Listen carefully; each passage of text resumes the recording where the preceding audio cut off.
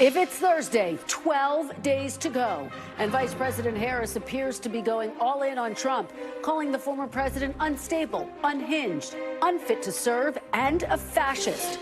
But new polling just out from CNBC has the presidential race in a dead heat, with voters in battleground states saying they trust Trump over Harris with their top issue, the economy. And a major announcement by the Los Angeles District Attorney expected this hour on whether or not prosecutors will move to resentence or potentially free Lyle and Eric Menendez for the infamous killing of their parents in 1989.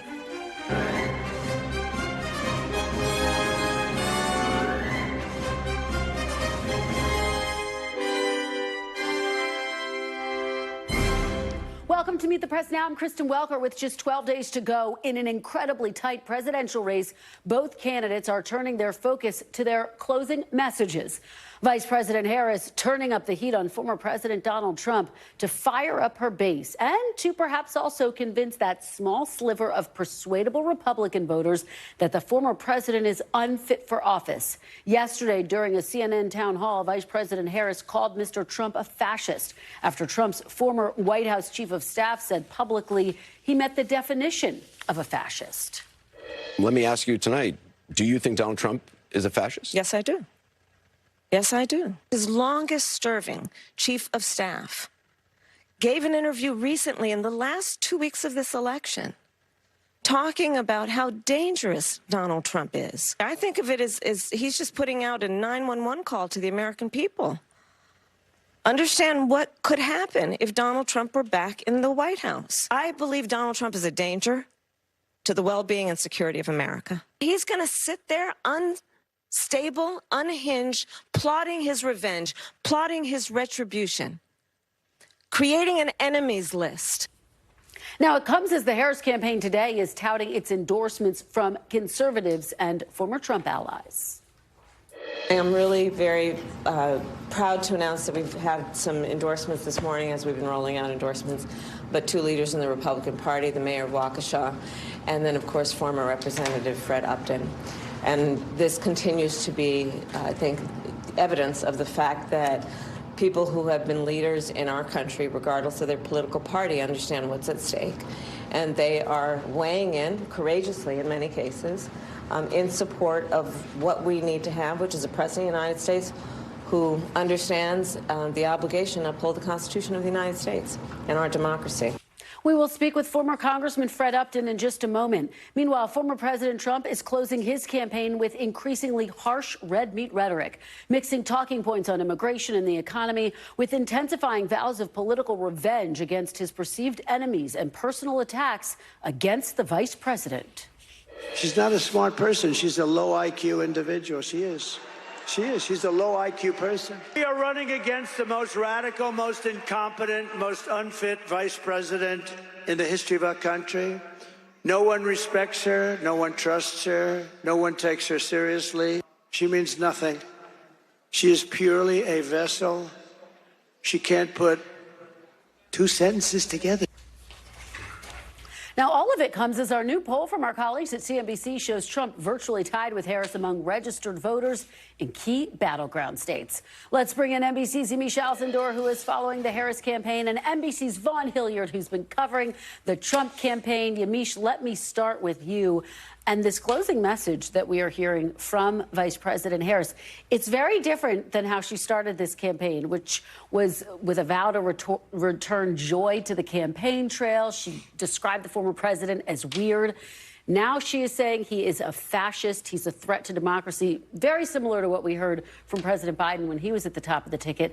Is the Harris campaign confident that this is the best way to close? Well, this is what I've been spending my entire day talking to people about today. In the Harris campaign, a number of officials told me they do feel confident that talking about Donald Trump as a threat to democracy, talking about the idea that he would be unhinged and even more scary if he were to be elected again, that is how they think they're going to be able to reach those persuadable voters, those reluctant voters, maybe those voters who are conservative, who voted for Nikki Haley, who are maybe thinking, I don't know if I agree with all of her policies and can I really get over that, to vote for her. So they're really trying to say, well, let's not even talk about policy. Let's just talk about the future of the democracy, and that is going to be someone in Kamala Harris that's going to uphold that. So they do feel confident in that. Though I have been talking to some Democratic strategists who say they are worried that she's talking too much about Donald Trump, sounding too much like Joe Biden, and not doing enough to really define what would make her the best person qualified for this job. And if I could say, well, we're talking about joy. I know we have Vaughn here. I am going to be going to the Beyonce event tomorrow, so there is a little joy. And also, Vaughn, she did do this before Taylor Swift, so I just want to also make that point to Vaughn that Beyonce did show up before Taylor Swift.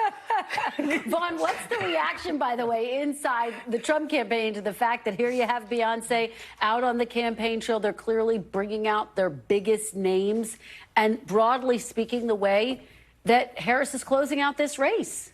Right. Also, to be very clear here, this is like a year-long back and forth over basic music preferences here. And so I'm glad that Yamiche gets her moment. Taylor Swift, I don't think, is going to be out on the campaign trail, it appears, in the final 12 days, let alone for Donald Trump. But I may have to change beats if she does. But look, let's be clear about Donald Trump, right? His echelon of celebrities is more in the likes of Marjorie Taylor Greene, Tulsi Gabbard, Robert F. Kennedy Jr. last night in Duluth, Georgia, Gwinnett County, just outside of Atlanta. That's who was up on stage with him. Tucker Carlson. These were the big stars that are hitting the campaign trail with him. And these are the folks that the Trump campaign believes can help galvanize that base of support on social media and making sure that the word gets out there to perhaps folks that, may not see exactly ideologically in line with either the old-fashioned conservative Republican Party or Donald Trump's let's tear off all the goods coming into the country Republican Party. But that is where you see this breadth of individuals that he is aligning himself with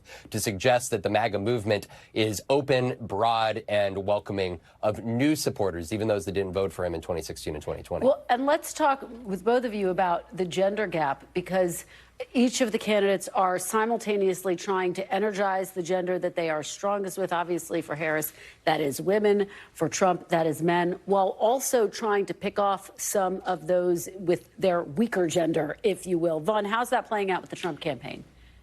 This is exactly for them, exactly going at this point in time how they wanted to go. Of course, they would love to win over a greater share of women. Donald Trump placed blame for the 2022 midterm losses for U.S. Senate and gubernatorial candidates on some of those candidates' positions on abortion, particularly suggesting that they weren't able to win over a greater share of women because they were advocating for too restrictive of statewide measures around abortion.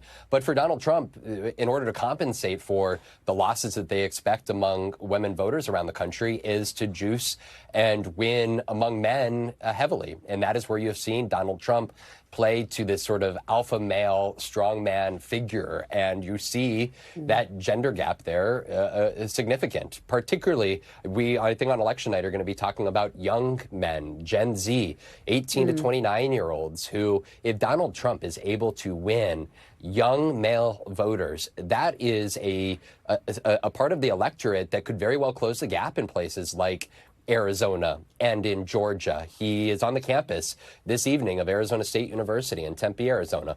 On Saturday, he's going to the Pennsylvania. He's going to the college campus of Penn State.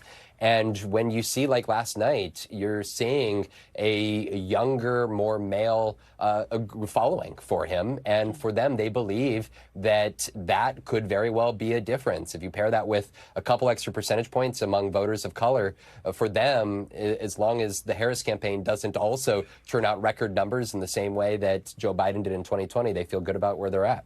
It is extraordinary to see his numbers go up with younger men, with black men as well. Yamiche, I know you were in Philadelphia. You were talking to black male voters. What did they tell you about how they're viewing this race?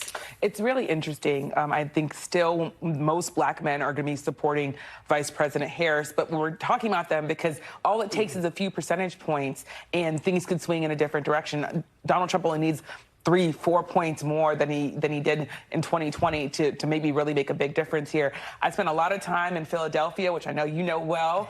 I spent like 4 or 5 hours in a barbershop and just watched people argue about this. And some of the things that came up were, one, her race, not just people saying, well, what race is she, which of course is something Donald Trump's been doing, but also I heard from people who said, well, she's Jamaican. She doesn't have an African-American experience. Wow. She doesn't understand the trauma that we endured, though, of course, Jamaica had slavery of its own. but there are some who said, well, she didn't understand the American version of slavery. So there I heard that. I also heard, though, one person who said the loudest, the empty wagon makes the loudest noise, and pointing out the idea that they think that the black men who are talking about Trump and saying that they really like him, that there's just a small sliver of the population.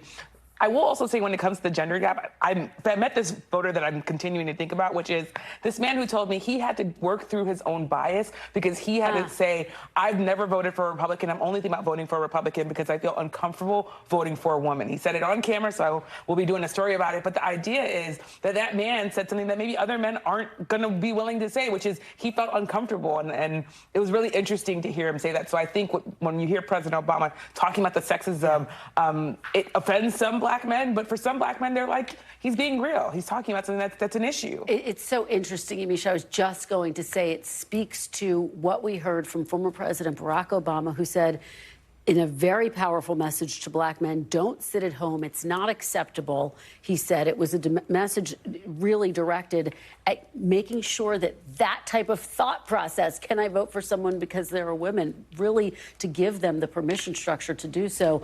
Vaughn, we talked to Yamiche about Vice President Harris's closing argument. Let's talk about Donald Trump's closing argument, because one of his campaign staffers said to me, we are laser focused on the economy, on immigration. And then at one of his events, we got the Arnold Palmer comments. The question is, and when I talk to his allies, they say, can he stick to what we want to be the closing argument in this race? Exactly. There's what the campaign wants and then what Donald Trump wants and thinks is his most effective way of communicating. And like in the rally last night, for example, he absolutely does hit on inflation, immigration, mentions the international conflicts that started under the Biden administration. But then he goes and begins attacking his perceived political enemies, his former generals, the members of the press. For Donald Trump, again, this comes back to this is a galvanizing force, something that when he is just listening to the crowd there of several thousand, what do they most respond to in real time? What are their loudest reactions? They are toward those personal attacks and those arguments that individuals like John Kelly and General Mattis, they were hindrances to what he claims would have been even more successful first Trump administration. So for him, he thinks that is a line of attack that is effective to win this election. All right, guys, fascinating reporting, and the Beyonce-Taylor Swift rivalry lives on. Yamiche and Vaughn, great stuff. Great to see both of you. Thank you. Here we are in the home stretch. And as we mentioned, a new CNBC poll shows a tight race between former President Trump and Vice President Harris in key battlegrounds, as well as nationally, with both results well within the margin of error. And it comes as the vice president's favorability ratings are eroding. She's now underwater by 10 points, while the former president's favorability rating is rising, although he also remains underwater. It also comes as voters say they prefer Mr. Trump on their top issue, the economy, and that they'd be better off financially under his leadership, not hers. Joining me now for more on that poll is CNBC senior economics reporter Steve Liesman. Steve, it is great to see you. So let's dig into the economic portion of all of this. As a whole, respondents are saying they don't like the economy, but they like their present economic situation. What do these numbers tell you? Yeah, we've seen this before, Kristen, and great to be here. People kind of think the U.S. economy nationally is going to hell in a handbasket, but ask them how they're doing, and the numbers are quite a bit better. Now, the overall national numbers are a touch better. 26% see the economy is excellent, good, but more than 70% say it's just fair or poor. Ask them about how they're doing personally in the personal financial situation. 51% say fair or poor. 48% say excellent or good. So it's part of it is the narrative, and part of it is something we're going to talk about, I think, in a little bit, which is the inflation story. Yeah, I mean, it's really fascinating because you have respondents basically saying that the prices of goods are going up even as inflation is coming down. Talk a little bit about that disparity, and does it speak to the fact that the Biden-Harris administration is not doing an effective job at messaging this? Well, I don't think they're messaging at it well, and I don't know that they have a message on it. Inflation, the prices are high and have remained high the rate of price increase, which is the inflation rate that we follow here in the financial world, that has come down. It was 9%. It's now 2.4%. So a lot of success there in bringing down inflation, but not the price level. And that's what has people essentially tied up in fits on this issue here. What we see is that a large portion still see prices rising, and a good portion of them still see them rising faster than they had been before, that 45%. Only 16% say they're leveling off and 6% say they're going down, which is not what the data say. But you can't argue. People say, look, the data say this, and people say, well, it's really my life experience that is governing how I feel about things. And then the next part of it, Christian, maybe to jump a little bit ahead, is the issue is, are people keeping pace with inflation? And more than 60% say they're not. They believe their incomes are not going up along with inflation, even though the last year we've seen real or inflation-adjusted earnings have one of their best years in the past 10. It's just fascinating to dig into the numbers. The other key finding here is that people are expecting the economy to get better in the next year. What do you make of that? What's behind those numbers? So we have gone back now. I've been doing this poll, if you can believe it, for something like 17 years now, every quarter forever.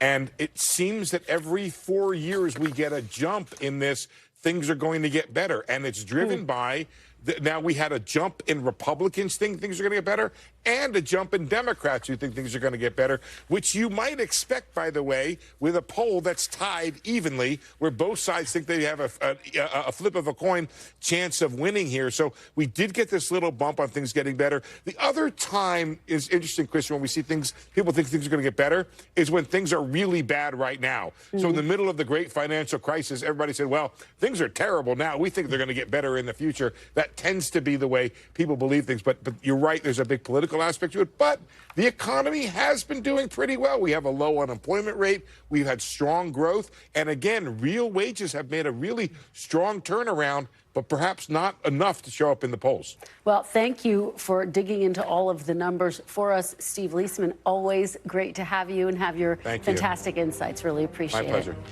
Coming up, I'll talk to a longtime Republican lawmaker from one of the most important battleground states who says for the first time ever, he is casting a presidential ballot for a Democrat. My conversation with former Michigan Congressman Fred Upton about his decision to back Vice President Harris next.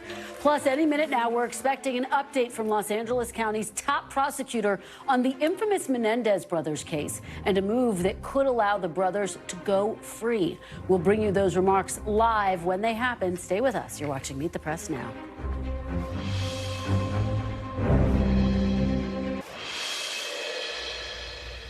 Welcome back. As we showed you, Vice President Harris today is touting multiple new endorsements, including in battleground Wisconsin from the mayor of Waukesha, Sean Riley, who said he is supporting a Democrat for president for the first time.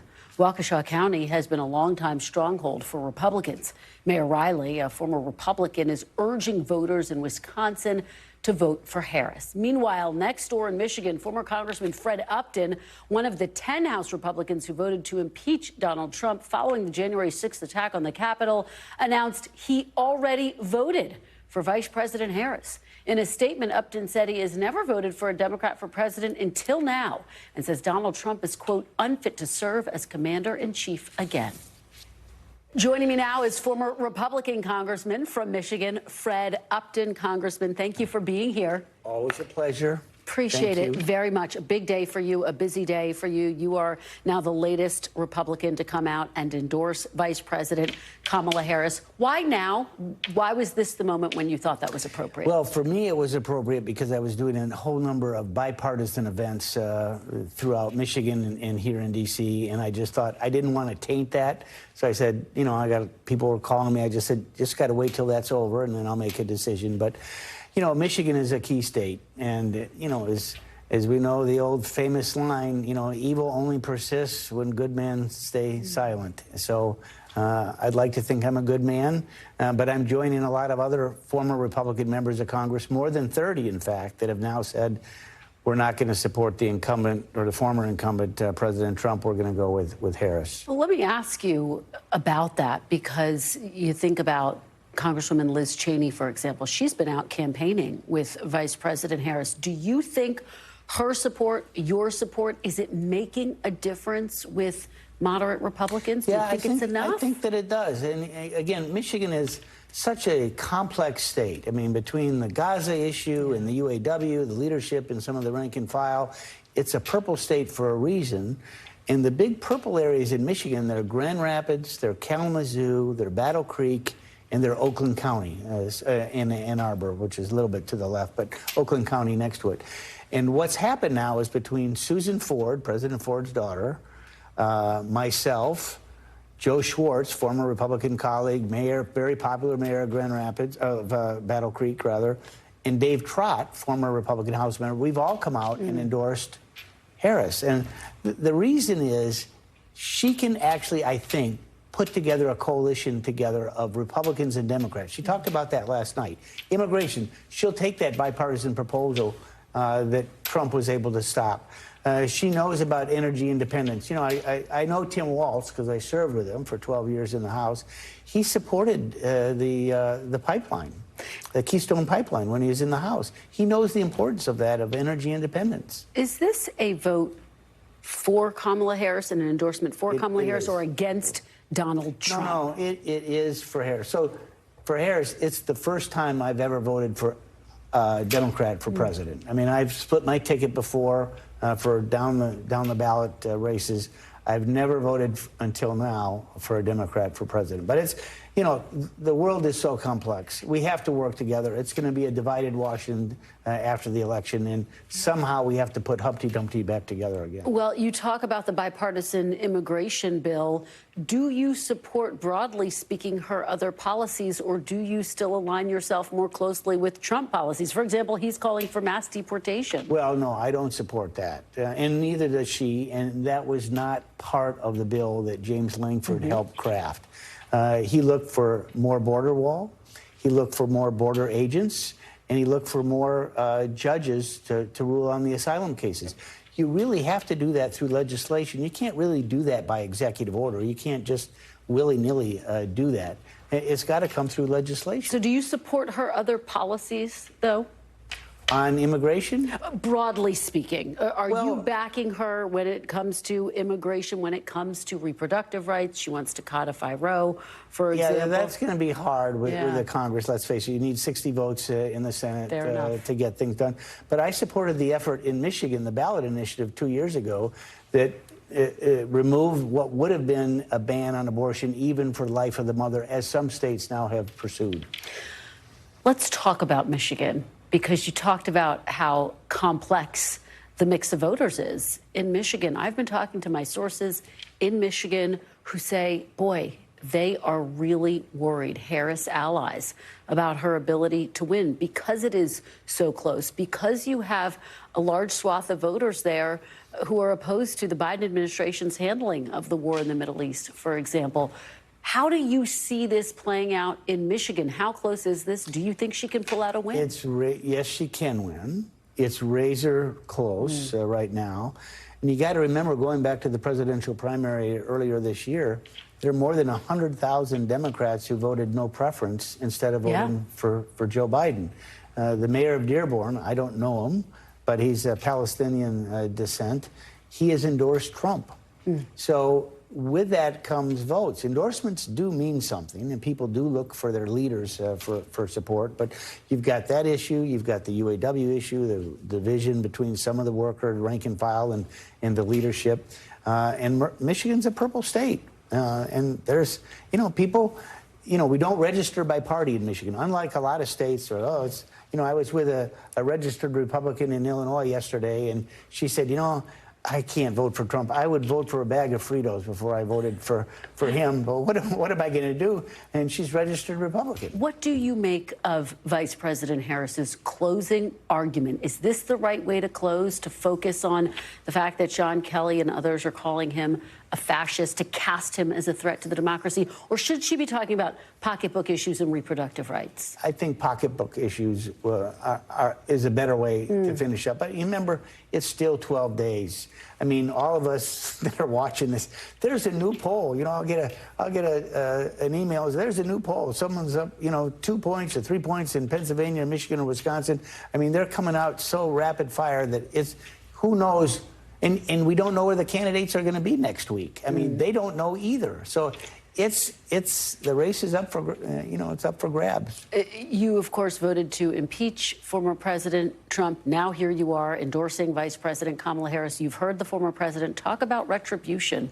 Are you worried that there could be retribution against you for this endorsement? This is free speech. What drove me to vote for impeachment for him was, and I was there in the Capitol on January 6th. Yeah. I saw what happened. I talked to the SWAT officers afterwards. I had a Capitol Hill policeman from my district who I knew, and he described for me what he saw. Big guy. The day after that, Trump said, "I did everything totally appropriate." Those were his words. And I said, that wasn't right. I mean, I watched his speech on TV that morning or that afternoon to go back down to the Capitol. I supported a bipartisan investigation. We know what they tried to do to steal the election, to deny a number of states from voting. That's my opinion changed real quick. So you're not worried about retribution? I got a pretty clean record. I'm not running for any office.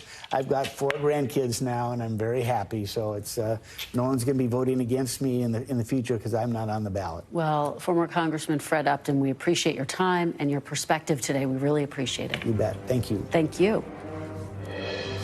Coming up, we're just moments away from that update from Los Angeles County's top prosecutor on the infamous Menendez brothers case. We'll bring that to you live. Plus, a stunning revelation from prosecutors in Arizona, alleging that the 60-year-old man suspected of damaging a Democratic National Committee office by gunfire was also stockpiling more than 100 guns and was preparing for a mass casualty event. We'll have the details. You're watching Meet the Press now.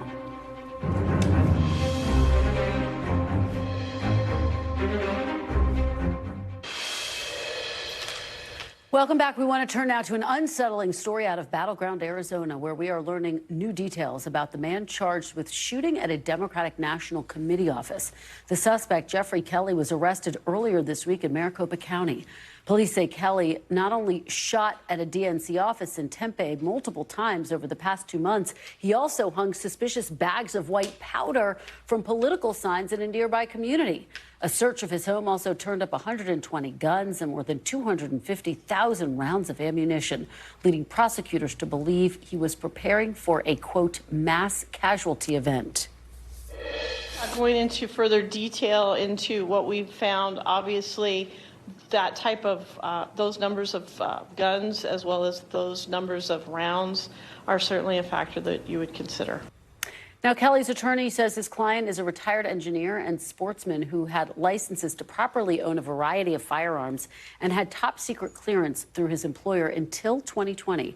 NBC News Justice and Intelligence correspondent Ken Delanian joins me now. So, Ken, thanks for being here. What exactly has Jeffrey Kelly been charged with? He's been charged with 3 felony counts of terrorism, as well as 2 counts of discharging a firearm within city limits, some other gun charges, and 3 criminal damage counts. This is really an alarming story. And you heard there that the DA is not saying everything they know. They're not saying exactly why they thought he was planning a mass shooting. But he had a lot of guns, a lot of ammunition, and, he had a history of destroying Democratic political signs, and that's how he was identified. He used the same car to do that a couple of years ago, and some witnesses noticed that, and they put 2 and 2 together, and that's how they arrested him. It seems like we came very close to a horrible tragedy here. It's just terrifying, Ken. Could he face other charges? Yeah, absolutely. If the federal government weighs in here, we're not sure if they're looking at this, but, there clearly was a wide swath of illegality here, and it's looking like Arizona is ground zero for political violence. There was also an incident where a mailbox full of ballots was set on fire earlier this morning, and they've announced arrests in that case. Have authorities determined a motive in the Jeffrey Kelly case? Well, they clearly know that he was angry at Democrats and supporting Donald Trump. They're not saying everything they know, for whether he had a list of targets or anything like that, what they've found in terms of his social media. But it's obvious from what they've revealed so far that he was angry at Democrats and was clearly a Trump supporter. They have said this seems to be a case of potentially a mass casualty event, that may have been what he was eyeing or planning. Have they found a specific plot or any notes or anything to back that up If yet? they have, they haven't said, although you heard the DA say we're not prepared to say everything we found in that house. They're saying that just based on the number of weapons, including a machine gun, a grenade launcher, and the huge amount of ammunition, that suggested that his intentions were along those lines. But what else they found, we don't know. And investigators say they were led to him through an incident in 2022. What do you know about that? Yeah, he was destroying yard signs and political signs in the same Toyota Highlander, driving around. He was caught on video doing that. And when they released the videos of the Toyota Highlander connected to the DNC shooting, witnesses noticed that it was the same person, and they called in a tip, and that's how they arrested him. Absolutely terrifying. All right, Ken Delaney, and thank you so much for bringing us the very latest details. Really appreciate it.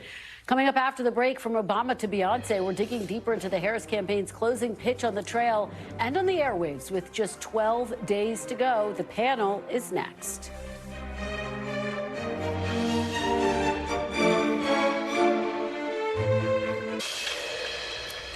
Welcome back. As we mentioned, Vice President Harris's closing message is focusing on former President Trump's character and fitness for office, and will even include a rally at the site of Mr. Trump's address on January 6th, ahead of the attack on the Capitol. But on the airwaves, Harris's team is running a more issues-focused campaign. Here are the two ads that have the most money behind them nationally. Take a look. If he wins, he'll ignore all checks that rein in a president's power. It's all in Trump's Project 2025 agenda. What does that mean for you? Higher cost on groceries, cuts to Social Security and Medicare, more tax breaks for billionaires, and a national abortion ban putting women's health at risk. 64,000 pregnancies from rape have occurred in states with total abortion bans. And Trump did this. Women and girls need to have choices. With Kamala Harris, we do. Joining me now on set is Rhonda Colvin, senior political correspondent for The Washington Post, Juanita Tolliver, Democratic strategist and NBC News political analyst and author of the book, A More Perfect Party, and Brendan Buck, former advisor to House Speakers John Boehner and Paul Ryan. He's also an NBC News political analyst. Guys, thank you so much for being here. Really appreciate it. Let me start with you, Rhonda. Let's talk about this closing argument that we are hearing from Vice President Kamala Harris. We saw that in her big town hall event last night. She is focusing on trying to cast Trump as a threat to democracy and as a fascist, as John Kelly, his former chief of staff, has called him. What are your sources telling you about whether they think this is an effective way to close? You know, when you look back at how campaigns were run before, usually at the beginning of the cycle, the candidate introduced themselves, and then around now is when they would have that closing argument of don't vote for the other person, and here's why, or here's my policies, and this is why you don't need to support the other ticket. But I would argue her entire campaign so far has been a closing argument. And I say that because she has been trying to underline this stark contrast between the two. So even last night's town hall, she, talked about the comments from John Kelly. She brought up, issues with Trump and not paying for the wall, like he said, or having Mexico pay for the wall. So she's trying to make sure that she has that stark contrast that this is my party, this is my ticket. He's over here having retaliation politics, talking about retribution, and she wants to make sure she underscores that in the final days. All right, and guys, we just got a 2-minute warning to that press conference in L.A. for the Menendez brothers. So very quickly, Juanita, your take on her closing argument, and Brendan, we'll get you to weigh in. I definitely think it's going to be a mix of her positive vision for the future as well as, again, the contrast with Donald Trump. I think she is very smart to paint an explicit picture of what a second Trump term could look like, as he says things on the campaign trail like enemies within, talking about deploying the U.S. military against citizens. There are concrete examples that she can point to, and she keeps saying it to the American public. All you have to do is listen to his words for yourself, and that paints a very clear picture. Brendan, what's your take? She's going to be holding that big speech on the Ellipse next week. Yeah, I think going to the National Mall is powerful. Talking about Donald Trump being a threat to democracy can feel a little abstract. But when you remind people what happened on January 6th and you set that as your backdrop and you make it, there are real consequences to it, I think that can be a lot more effective. But I do think they need to make sure that they're sticking to some more tangible issues as well. I guess that's my question. I mean, what about undecided voters, Juanita, who are saying, we do want to know what her day one plan is. What is her top piece of legislation that she wants to pass? Some of the questions that she got last night, but didn't really give a direct answer to. I think what she's trying to do is cover as much ground as possible, because when she wasn't given a direct answer, for example, to what's that one thing you want to pass through Congress, she was like, well, there's a lot I want to pass through Congress: reproductive rights protections, gun law legislation. Like, there's so much that she wants to do. I do think getting a little bit tighter in this closing days is important. Like, we know she's going to talk about abortion rights down in Texas with Beyonce tomorrow, right? Like, I think she is going to have the opportunity to do that. Yeah, how much does an event like that matter, Brendan, having a big name come out and obviously a big issue, but in deep red Texas? Well, the state obviously not in play, but at the end of the campaign here, you're trying to get eyeballs. You're trying to get attention nationally. The entire country, we got a lot of swing states.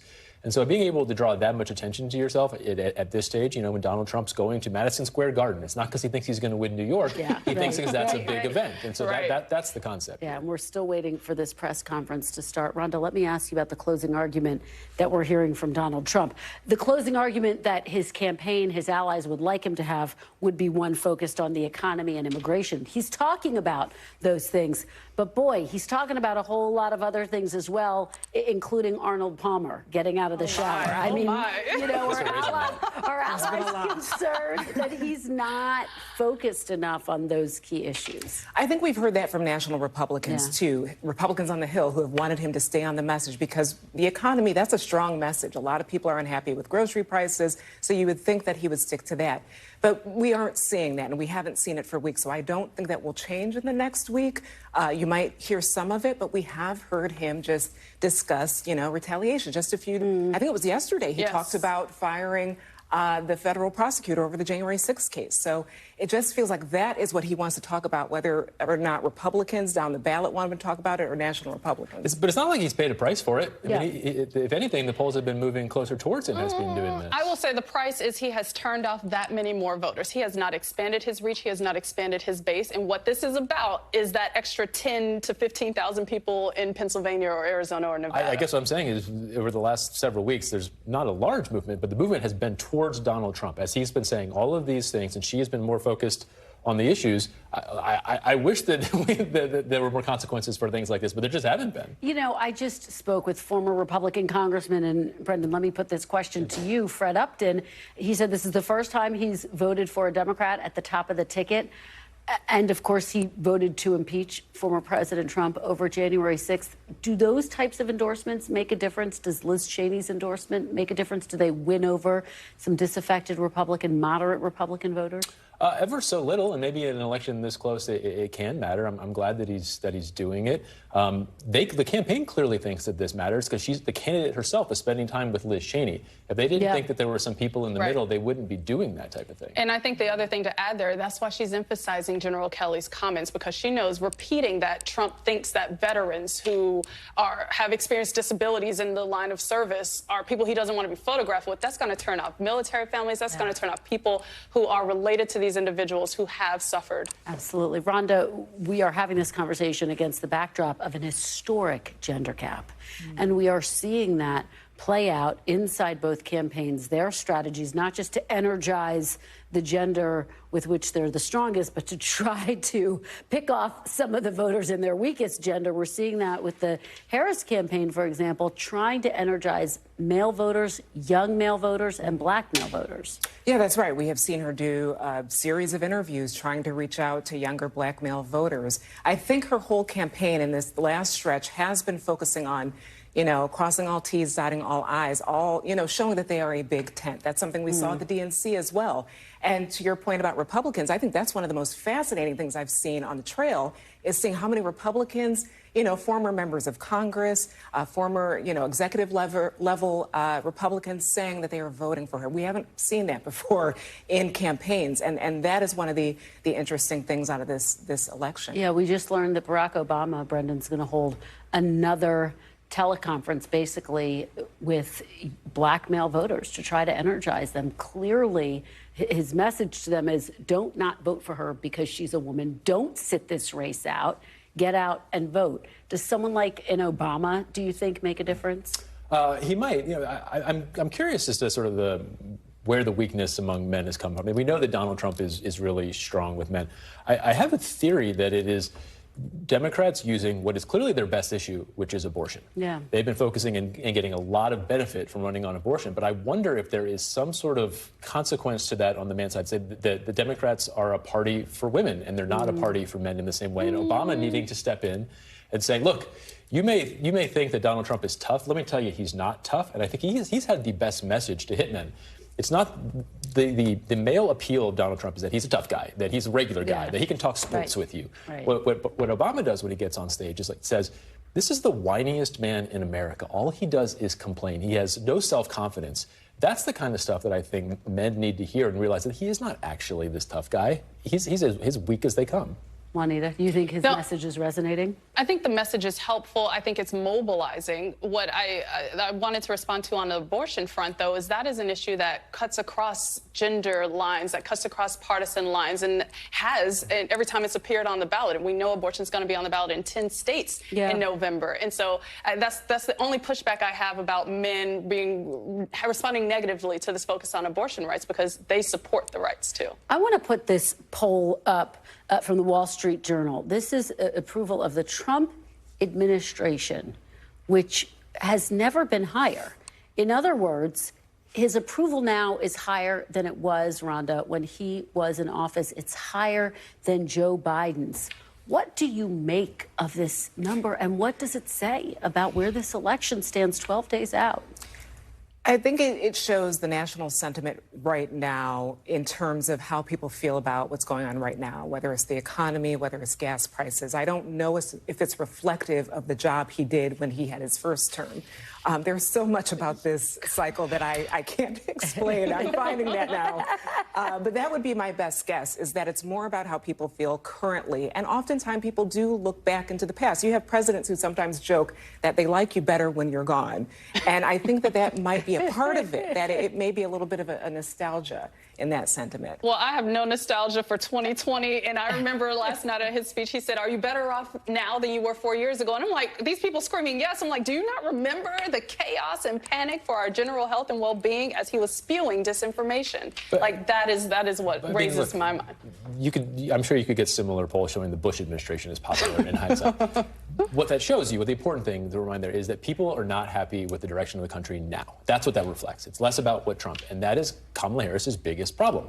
By 2-to-1 margin, people think we're headed in the wrong direction. And she can do and say all the things she wants, but until she can demonstrate that this is not going to be a continuation of the last few years, and she's not been able to answer that question, as we saw this past Sunday on Meet the Press, that is going to be a problem for her. Guys, I'm going to pause for one moment as we are still waiting for this press conference out of Los Angeles on the Menendez brothers. I want to turn for a moment to a new NBC News Stay Tuned poll of Gen Z voters powered by SurveyMonkey. Harris leads Trump by 17 points, according to that survey, with half of registered voters under the age of 30 saying they will vote for Harris. But that lead is smaller than the 24-point margin Biden defeated Trump by among voters aged 18 to 29 4 years ago, according to NBC News exit polls.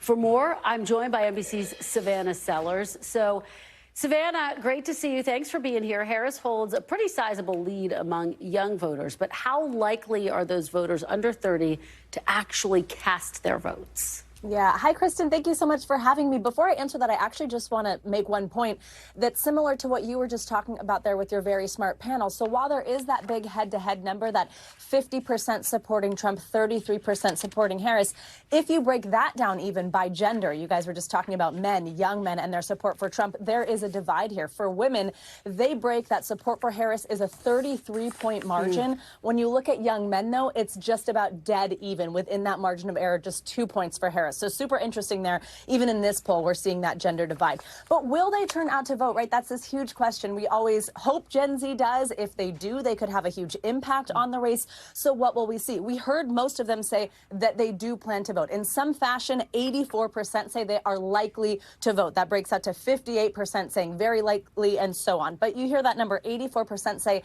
they do plan to show up at the polls, Kristen. So hopefully that is reflected. There you see it, 58% almost certain you'll vote. vote, very likely to vote is at 16%, somewhat likely to vote at 10%, much higher than those not likely or not likely at all to vote. So hopefully we do see that. I was just speaking with young voters in Wisconsin, of course, a critical swing state. They all said, we absolutely will vote. Everybody on campus is asking us to vote. It's a major topic of conversation. Well, it's fascinating to see those numbers and to hear about the gender gap with Gen Z as well. Savannah, thanks for bringing that to us. What issues matter most to these voters?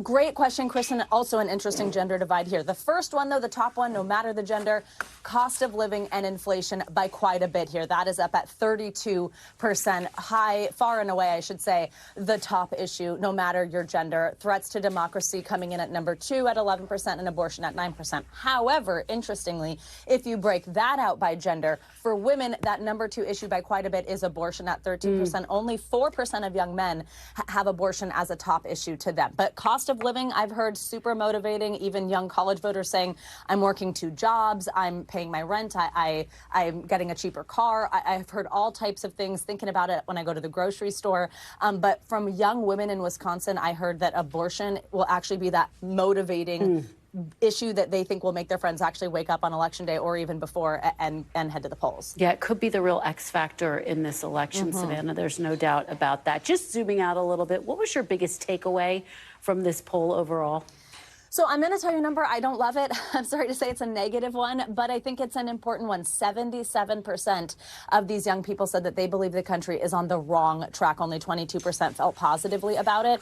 What I think from talking to a lot of these young voters, this really has to do about is the divisiveness in addition to that economy. So the issues that maybe you can vote on, but also just sort of this fever pitch. Of course, the punches that we're seeing both of the candidates take at each other. These young people are just like, this is a lot. When I was in Wisconsin yesterday, one of them opened their mailbox. It's just packed to the brim, right, with political ads, these leaflets they're getting in the mail. They can barely walk to class without being asked 6 times, are you registered to vote? So they just feel like it's all a lot. It makes them feel like things are on the wrong track. It is interesting, though, because, of course, a lot of them have different ideas about who can put us on the right track. Yeah, and as you point out, Savannah, if Gen Z turns out to vote in big numbers, that could make a big difference in this election. Thank you so much for your great reporting and analysis. I want to get some reaction from my panel. So, Rhonda, what do you make of those numbers? I mean, striking to hear Savannah talk about the fact that economy, the cost of living, still the top issue. And yet, again, similarly to our NBC News poll, abortion is really the most motivating issue. Yeah, and that matches reporting I've heard on the trail as well, is that young people, they are thinking about the future a lot more than other generations. They're thinking about the cost of living. You have Harris, who has been saying, although we haven't heard a lot about her policies surrounding housing, she has said that that is a priority for administration. So there's that. Reproductive rights, that does make a lot of sense and also matches what I've heard from younger voters as well. And you have to also think about them as this section of our electorate who they've been through a lot. You know, in their formative years, they had the COVID pandemic.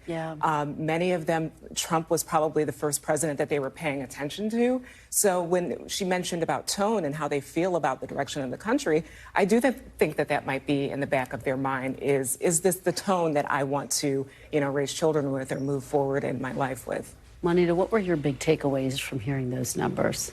All it did was remind me of the impact that Gen Z had in 2022. They delivered history-defying results for Democrats with massive turnout, and I think that's something they are poised to do. Again, I think it does go to the point that she raised around who they believe is the right choice to guide the nation forward. But if abortion is that mobilizing issue, I think we can point to Kamala Harris. Brendan? Yeah, obviously, Gen Z going for the Democrat is not a surprise. But what we did see is that it's not going for the Democrat as much as we have seen in past. And I think that is something that gets to what Donald Trump's strategy has been, which is to go after young male voters. And that is a interesting but risky proposition. They say they're going to turn out and vote. We'll see. I mean, we're talking about low propensity voters who don't typically, historically participate in elections. Can Donald Trump, and he sort of outsourced his whole operation, figure out how to turn those people who like him, they listen to him on podcasts, Do they actually show up and vote? That's a big question. Yeah. Well, guys, we covered a lot of ground today. Thank you very much.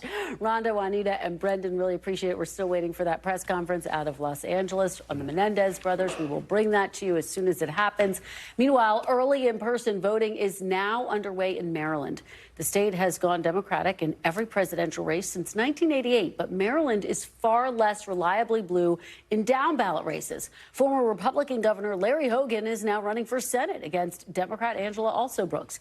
He spoke to NBC's Gary Grumbach about the state of the race this morning.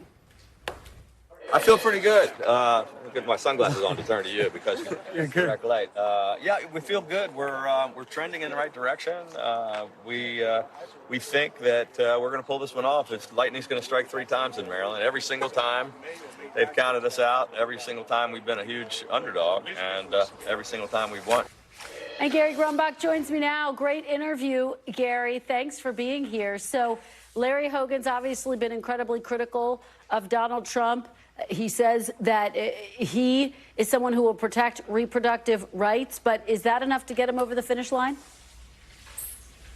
I think we'll see what happens there. He's walking a very fine line here. He's somebody who has not endorsed Donald Trump. He's somebody who has said he will not vote for Donald Trump. But Donald Trump has said he will endorse him and support him, which is a very interesting thing. We don't usually see it go that way. We also know he calls himself a pro-choice Republican, something we also don't see a lot with one of the biggest issues to voters this election cycle. And we're here in Anne Arundel County. We've been talking to voters all day, and they say they were very happy with Larry Hogan as governor. Many of them say they would like to see him as a U.S. Senator. Angela Brooks, who's running in the Democratic Party for U.S. Senate. She was a county executive down in Prince George's County, one of the biggest counties in the state of Maryland. She says she would like to make sure that people are not snowed by the idea of the bipartisanship that he is trying to portray, because the numbers in the Senate really do matter as it relates to the next 4 years. Talked to a number of voters today about their thoughts about Larry Hogan. Here's what they had to say. He's been great. I mean, he knows how to play fair with both parties. He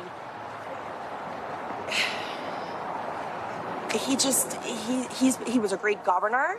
He knows how to play fair. And that's important. Somebody who can play fair is somebody. Yes.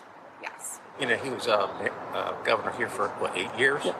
And, you know, he did a fairly well. Good job, given that he's going against. And as we have seen here in Anne Arundel County all day, a line of folks waiting to vote early. We have seen hundreds and hundreds of folks coming in, and there's several ways to vote inside. You've got the paper ballots where folks are filling it out with a pen, and an electronic way to do it as well. So folks are excited to be here, excited to vote on the first day of early voting here in Maryland. Kristen? Great interviews there, Gary Grumbach. Thank you so much. We really appreciate it. And we are still waiting on the press conference in Los Angeles regarding the future of the Menendez brothers. NBC News will bring that to you as soon as it happens. I am back tomorrow with more Meet the Press Now. The news continues with Hallie Jackson right now. Thanks for watching. Stay updated about breaking news and top stories on the NBC News app or follow us on social media.